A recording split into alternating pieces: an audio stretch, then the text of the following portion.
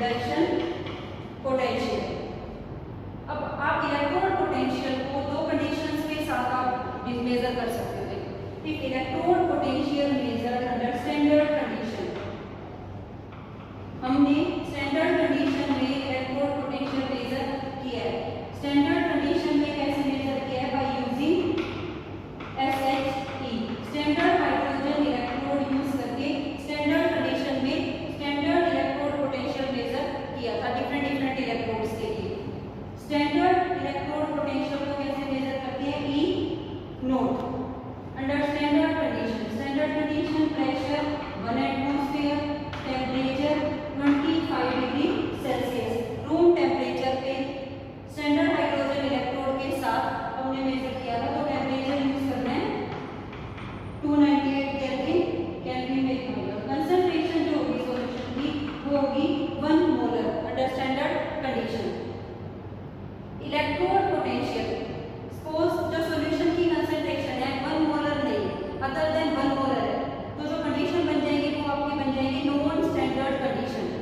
वहां पे electrode potential जो सिंपल मेजर करेंगे वो मेजर करेंगे with the help of Nernst equation. तो वहां पे आपको इस इक्वेशन की हेल्प होगी। तो नॉन स्टैंडर्ड कंडीशन अगर आपके पास है किसी भी सेल सेटअप में, कंडीशन अगर नॉन स्टैंडर्ड है, नॉन स्टैंडर्ड मींस प्रेशर या तो प्रेशर 1 एटमॉस्फेयर नहीं होगा, टेम्परेचर 298 केल्विन नहीं होगा और कंसंट्रेशन 1 मोलर नहीं होगी। तो इन कंडीशंस पे आपकी जो सेल होगी वो नॉन स्टैंडर्ड कंडीशंस पे होगी। इन तीनों में से जो स्टैंडर्ड कंडीशन है उनमें से कोई एक भी कंडीशन अगर चेंज होती है तो आपकी कंडीशन नॉन स्टैंडर्ड हो जाएगी। ऐसा नहीं है कि ये तीनों ही कंडीशन चेंज होंगी। आपको ये भी हो सकता है कि टेम्परेचर 298 केल्विन ही रहे, कंसंट्रेशन सॉल्यूशन की चेंज हो जाए, प्रेशर चेंज हो जाए, या ये हो सकता है कि टेम्परेचर 298 केल्विन रहे, कंसंट्रेशन भी 1 मोलर और प्रेशर चेंज हो जाए, या फिर कंसंट्रेशन ही सिर्फ चेंज हो, ना ही प्रेशर चेंज हो ना ही आपका temperature. Most of the cases में आप देखेंगे कि टेम्परेचर आपका 298 केल्विन ही रहेगा, कंसंट्रेशन चेंज हो जाएगी सॉल्यूशन की। तो आपको ध्यान रखना है कि तीनों में से कोई भी कंडीशन अगर चेंज होती है तो आपकी जो इलेक्ट्रोड पोटेंशियल आप मेजर करोगे वो कैसे मेजर करोगे? By using Nernst equation. और सिंपल इलेक्ट्रोड पोटेंशियल बन जाएगी, वो स्टैंडर्ड नहीं होगी। तो स्टैंडर्ड के लिए जो आप ये नोट का साइन लगाते हो वो इसमें नहीं लगेगा, वो सिंपल आपकी क्या आएगी? ई। किसी भी इलेक्ट्रोड का आप पोटेंशियल मेजर करोगे नॉन स्टैंडर्ड कंडीशन पे तो वो ई होगा, और स्टैंडर्ड कंडीशन पे उसको हम डिनोट करेंगे ई नोट। सिमिलरली अगर हम नॉन स्टैंडर्ड कंडीशन पे सेल पोटेंशियल लेते हैं तो वो बनेगी ई सेल, ई सेल। और स्टैंडर्ड कंडीशन पे ईएमएफ मेजर करते हैं सेल की तो वो होगी ई नोट सेल। तो जिसमें हम स्टैंडर्ड इलेक्ट्रोड पोटेंशियल का यूज करेंगे, ई नोट कैथोड माइनस ई नोट एनोड स्टैंडर्ड कंडीशंस पे। और नॉन स्टैंडर्ड पे ई सेल कैसे मेजर करेंगे? By using Nernst equation. तो हमें इस टॉपिक में यही पढ़ना है डिटेल में, nurse equation for non standard condition अगर है तो हम कैसे मेजर करते हैं, उसकी हेल्प से पोटेंशियल मेजरमेंट्स कैसे करते हैं। तो आप इसमें देखिए बहुत ही इंपॉर्टेंट टॉपिक है स्टूडेंट्स, को लिसन केयरफुली और note down the important points. आप साथ साथ मेरे नोटबुक में जैसे मैं समझा रही हूँ आप नोट करते रहिए समझने के साथ साथ। तो इम्पोर्टेंट भी है और बहुत ही आसान है, ऐसा नहीं है आपको कोई डिफिकल्टी नहीं आएगी इसको समझने में। बस आप साथ साथ नोटबुक पे नोट करते रहिए और ध्यान से जो मैं आपको समझा रही हूँ उसे समझिए। देखिए आपने पढ़ा है गैल्वेनिक सेल, गैल्वेनिक सेल मैंने आपको पढ़ाया है। देखिए गैल्वेनिक सेल में जो रिएक्शन होती है वो कैसी होती है? Spontaneous redox reaction, spontaneous redox reaction. Galvanic cell में केमिकल एनर्जी जो रिएक्शन से प्रोड्यूस होती है वो चेंज होती है इनटू इलेक्ट्रिकल एनर्जी। तो स्पॉन्टेनियस होती है तो रिएक्शन अपने आप होती है। तो इसमें हम ये कह सकते हैं थर्मोडायनामिक्स जैसे आपने प्लस 1 में पढ़ाया कि in galvanic cell work is done, कह सकते हैं work is done by the cell, by the system कहते हैं उसमें कि सिस्टम ने काम किया। यहाँ पे हमारा सिस्टम कौन है? सेल। सेल काम कर रही है तभी इलेक्ट्रिसिटी जनरेट हो रही है। तो work is done by the cell.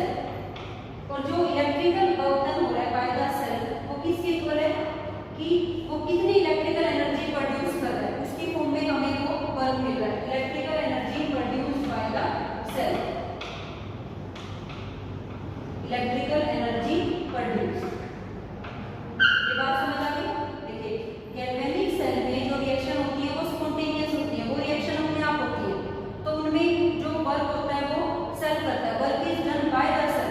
और वो क्या काम कर रहा है, वो किस फॉर्म में इलेक्ट्रिकल एनर्जी को वर्क कर रहा है, इलेक्ट्रिकल एनर्जी प्रोड्यूस कर रहा है। तो वर्क जो हो रहा है डन बाय द सेल वो किसके इक्वल होगा, जो जितनी वो इलेक्ट्रिकल एनर्जी प्रोड्यूस कर रहा है, जो उसके अंदर रिएक्शन हो रही है उससे कितनी इलेक्ट्रिकल एनर्जी प्रोड्यूस हो रही है, वो उस सेल का मैक्सिमम वर्क डन होगा। तो हम यहाँ ये कह सकते हैं कि electrical work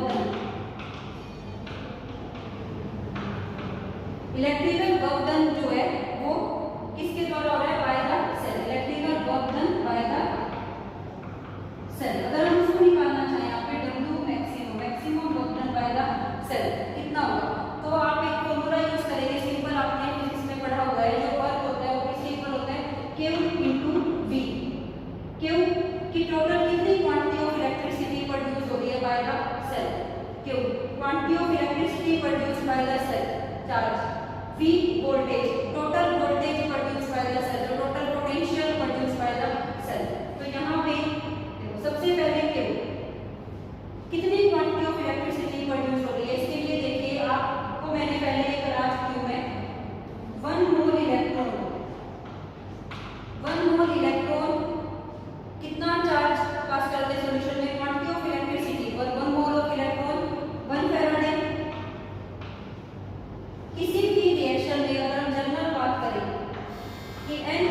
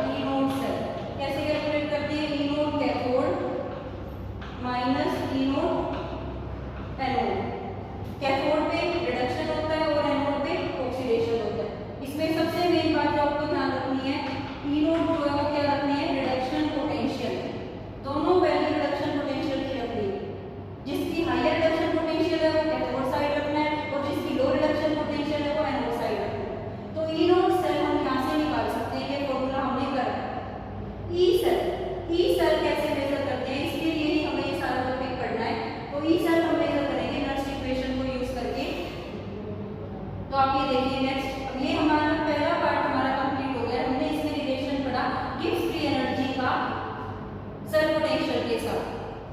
non standard condition पे भी वही रहेगा और स्टैंडर्ड कंडीशन पे भी, बस आपका वो चेंज हो जाएगी। ई नोट लगाएंगे उसमें स्टैंडर्ड पे और वहां पे नोट नहीं लगाएंगे। नॉन स्टैंडर्ड कंडीशन में कोई भी एक फैक्टर चेंज हो सकता है, आइदर टेम्परेचर, प्रेशर या कंसंट्रेशन। तो आपको इस बात का ध्यान रखना। तो नेक्स्ट हम पढ़ते हैं Nernst equation for half cell. कोई भी हाफ सेल अगर हम लें उसके लिए कैसे ड्राइव करेंगे, और फिर हम पढ़ेंगे कंप्लीट नेट रिएक्शन के लिए कैसे ड्राइव करेंगे। देखिए नर्स इक्वेशन,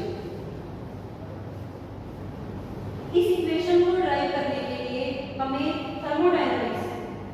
थर्मोडायनामिक्स में एक इक्वेशन है फ्री एनर्जी की, फ्री एनर्जी चेंज की, उसकी हेल्प लेंगे और उसकी हेल्प से ड्राइव करेंगे। वो लेकर आपको इक्वेशन का डेरिवेशन नहीं करना, वो आपको डायरेक्ट लर्न करनी है और उसकी हेल्प से फिर हम अपना जो हमें ये ई सेल जो यहाँ पे निकालना है या स्टैंडर्ड पोटेंशियल निकालना है फॉर पर्टिकुलर इलेक्ट्रोड, ये कैलकुलेट करेंगे। तो वो इक्वेशन जो हम यहाँ पे डायरेक्ट यूज करेंगे वो है delta G is equal to delta G naught plus RT ln Q। ये इक्वेशन हम डायरेक्ट यहाँ पे यूज करेंगे। देखिए इसमें डेल्टा जी क्या है, free energy change under non standard condition. Delta G naught free energy change under standard condition.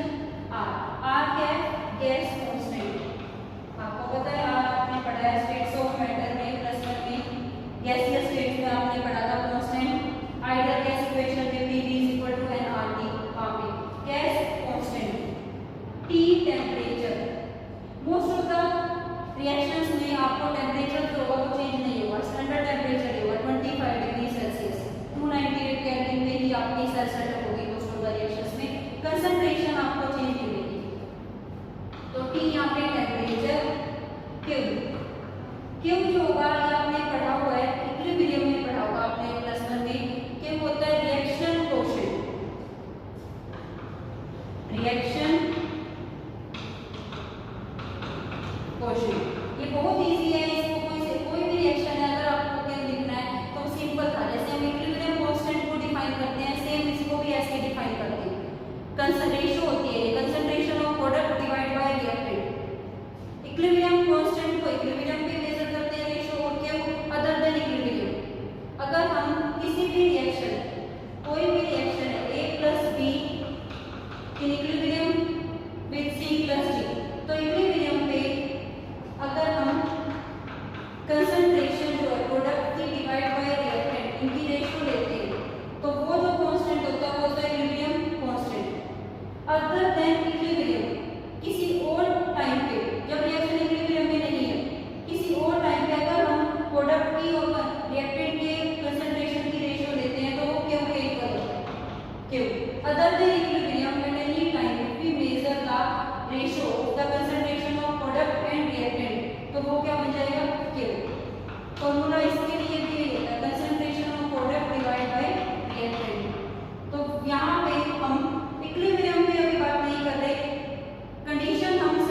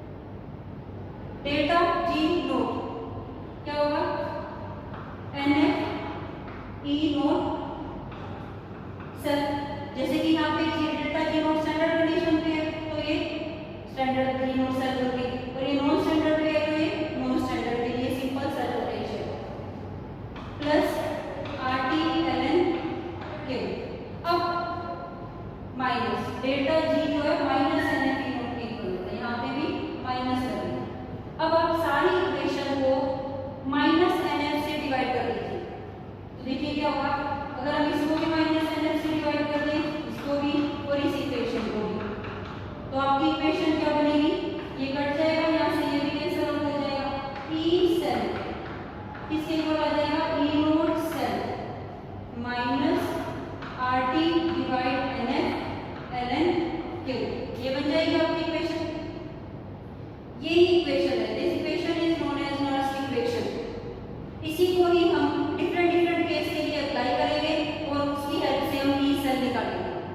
इसी इक्वेशन को हम यूज करेंगे। अब आप देखिए एल एन हो गया एल एन, जब इसको लॉगरिथम में चेंज करते हैं तो ये चेंज हो जाता है लॉगरिथम बेस ई। ये मैथमेटिकली टर्म है, आपको ये सब करने की जरूरत नहीं है, जो आपकी डायरेक्ट इक्वेशन आएगी आप उसको याद करेंगे बस। और लॉगरिथम ई को लॉगरिथम बेस ई को अगर हमें चेंज करना है लॉगरिथम बेस 10 तो 2.303 से मल्टीप्लाई करेंगे,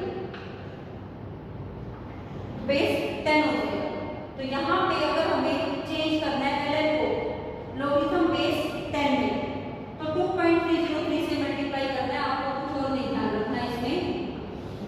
तो इक्वेशन में अगर यहाँ पे आप देखिए आर की वैल्यू फिक्स होगी 8.314 जूल पर केल्विन पर मोल अगर रखते हैं, और कोई भी रिएक्शन की कैलकुलेशन 298 केल्विन पे, तो यहाँ पे टेम्परेचर 298 केल्विन रखिए। F Faraday quantity of electricity, Faraday constant fix value है 96500। तो ये सारी वैल्यू हम इसमें पुट करें कि अगर हम इसमें यहाँ पे E cell is equal to E note cell minus R 8.314 temperature 298 kelvin n अभी हम चेंज नहीं करेंगे, एन डिपेंड करता है टाइप ऑफ रिएक्शन पे जो हमें सेल जो रिएक्शन है उस पे एफ 503। और एल एन को अगर हम लॉगरिथम बेस 10 में कन्वर्ट करते हैं तो 2.303 से मल्टीप्लाई होगा यहाँ पे 2.303 लॉगरिथम बेस 10। तो ये सारी वैल्यूज को जब हम सोल्व करते हैं तो हमारे पास एक वैल्यू आ जाएगी जो हमें लर्न रखनी है आपको के लिए, और वो इक्वेशन आपको लर्न रखनी है नर्स इक्वेशन। तो वो वैल्यू क्या आएगी, देखिए फॉर्मूला क्या बनेगा, E cell is equal to E note cell minus 0.0591 divide by n. ये सभी वैल्यूज को सोल्व करके ये वैल्यू आती है लॉगरिथम बेस 10 क्यूब। तो ये this is the Nernst equation for electrode potential for measuring cell potential of any electrode या any cell under non standard condition. Non standard conditions पे आपको अगर किसी भी रिएक्शन का सेल मेजर करना है, सेल पोटेंशियल, तो आप ये फॉर्मूला यूज करेंगे। वहां पे सिंपल जो स्टैंडर्ड सेल पोटेंशियल होगी नॉन स्टैंडर्ड पे वो ई सेल होगी। ई नोट सेल आपकी होगी cell potential under standard condition, जिसको आप कैसे निकालोगे, आपको डाटा दे रखा होगा और फिर आप निकालोगे ई नोट कैथोड माइनस ई नोट एनोड, जैसे आप पहले निकालते आए हैं स्पॉन्टेनिटी चेक करने के लिए जो आप निकालते हैं ईएमएफ है सिंपली। और क्यों आप कैसे निकालोगे, जो भी रिएक्शन आपको दे रखी होगी सबसे मेन पार्ट इसमें क्यों कैलकुलेशन है, क्यों की कैलकुलेशन आपको कैसे करनी है। उसमें जो भी रिएक्शन आपको दे रखी होगी उसका आप ऐसे रेशियो लेंगे concentration of product divide by reactant, और उसकी हेल्प से आप क्यों सोल्व करोगे। यहाँ पे आपको लॉगरिथम और एंटी लॉगरिथम ये टेबल से आपको रीड करने आनी चाहिए वैल्यूज, इसके लिए आपको टेबल प्रोवाइड होगी। तो लॉगरिथम और एंटी लॉगरिथम आपको चेक करना आना चाहिए उस टेबल की हेल्प से कि आप उससे कैसे वैल्यूज को चेक करते हैं और वो वैल्यू क्या रखेंगे। देखो इसमें आपको कोई भी घबराने की जरूरत नहीं है। नेक्स्ट क्लास में मैं इस पे बेस्ड न्यूमेरिकल्स आपको कराऊंगी जिसमें आपको लॉगरिथम टेबल्स की हेल्प पड़ेगी। तो आप सभी बच्चे जब तक आप ये नेक्स्ट क्लास में आएंगे तो अपने साथ सभी बच्चे लॉग टेबल रखेंगे, ताकि जो भी वैल्यू मैं अगर आपको बताती हूँ लॉगरिथम और एंटी लॉगरिथम टेबल से देख के, तो आप उसको डायरेक्ट चेक कर सकें कि हाँ हमें भी चेक करनी आ रही है और आपकी कोई वैल्यू आ रही है, तो तभी आप न्यूमेरिकल्स को कर पाएंगे। प्लीज बेटा ये टॉपिक बहुत इंपॉर्टेंट है, इस टॉपिक से न्यूमेरिकल आपका एग्जाम में बोर्ड एग्जाम में जरूर आता है। ये यूनिट आपकी फाइनल एग्जाम में 7 मार्क्स की है, तो इस यूनिट से आपका 3 मार्क्स का क्वेश्चन भी आएगा, 2 मार्क्स का क्वेश्चन भी आएगा, और आपके ऑब्जेक्टिव टाइप क्वेश्चन भी बन सकता है या any other related to assertion reason कोई भी क्वेश्चन बन सकता है। तो आप प्लीज बेटा इसको ध्यान से समझिए और नोट डाउन कीजिए। तो मैं आपको फर्स्ट केस इस इक्वेशन की हेल्प से मैं आपको फर्स्ट केस आपको मैं ड्राइव करके बताऊंगी कि नर्स इक्वेशन आप कैसे ड्राइव देखिए, और फिर एक क्वेश्चन भी करेंगे हम इसमें बेस्ड।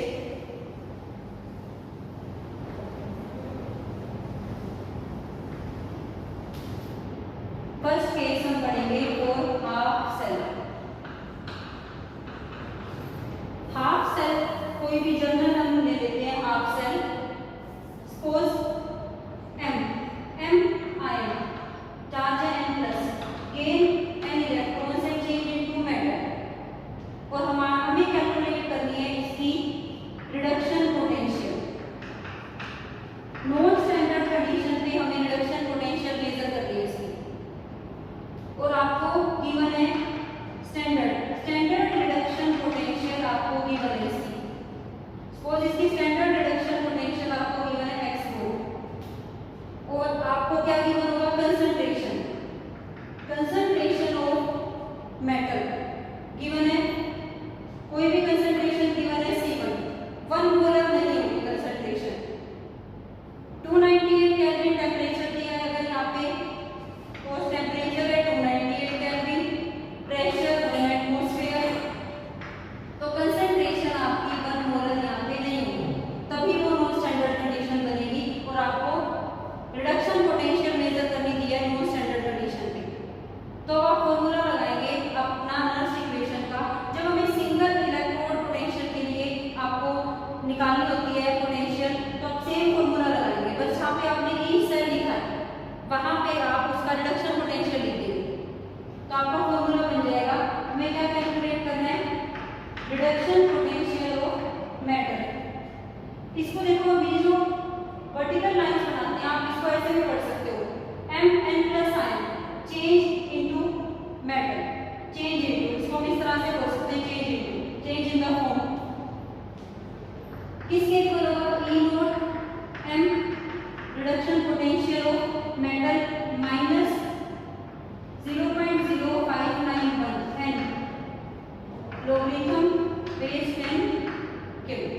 अब यहाँ पे देखिए हमें क्या क्या मेजर करना है, ये हमें गिवन है, standard reduction potential of this metal given है x, n है number of electron participate in the reaction.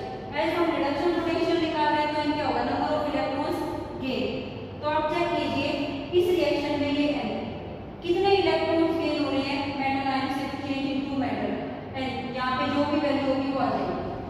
जैसे अगर इसी रिएक्शन के लिए इसी को मैं चेंज करती हूँ Zn2 plus gain 2 electron and change into Zn, तो यहाँ पे n कितना हो जाएगा, नंबर ऑफ इलेक्ट्रॉन्स के 2 क्यों देखिए आप इस रिएक्शन के लिए कैसे निकालेंगे क्यों।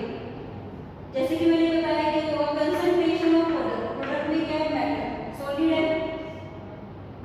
इलेक्ट्रॉन्स नहीं आएंगे यहाँ पे, इलेक्ट्रॉन से ये नहीं आएंगे कंसंट्रेशन में, कंसंट्रेशन ऑफ मेटल आयंस। अब आपको ध्यान रखना है, आपने पहले पढ़ा भी हुआ है for pure solid pure metal के लिए कंसंट्रेशन आपको 1 रखनी है, तो मेटल्स के केस में या सॉलिड अगर है तो कंसंट्रेशन 1 रखनी है। गैस के केस में जो कंसंट्रेशन है वो प्रेशर में चेंज हो जाती है, तो वहां पे प्रेशर रखना है।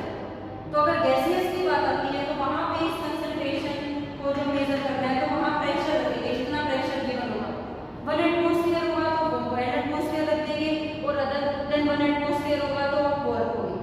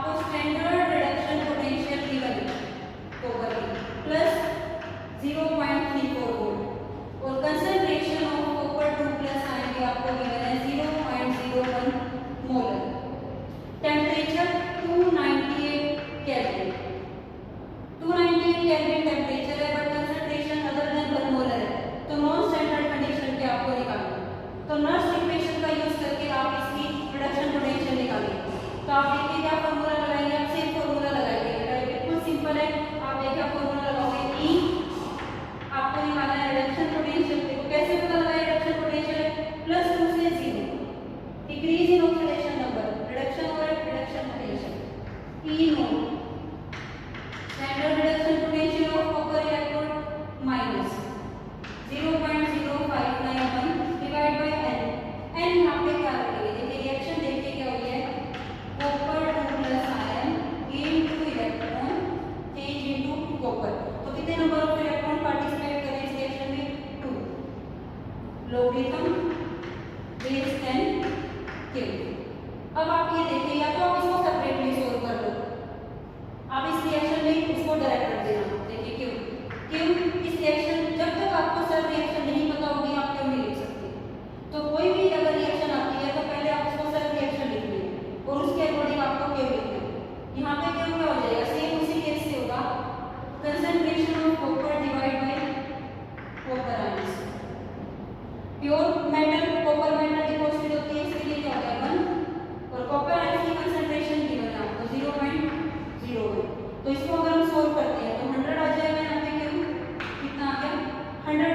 तो वही हम यहाँ पे रखे, तो आपके पास देखिए क्या यहाँ पे क्यों 100 आ गया, तो हम ये रखें तो आप फॉर्मूला देखिए कैसे सोल्व होगा।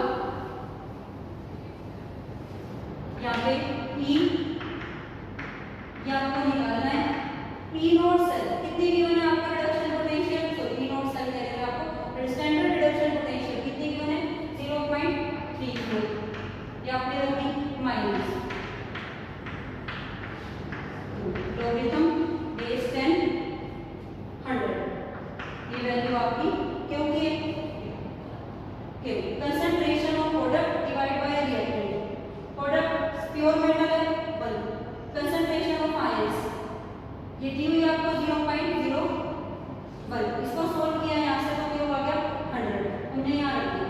तो अब आपको इसमें देखिए, अब आपको कैसे सोल्व करना होता है, ये आपको एक फॉर्मूला ये ध्यान रखना है, इसको आपको बना लेना है, देखो लोगरिथम बेस 10 की पावर 2 लिख सकते हैं 100 को,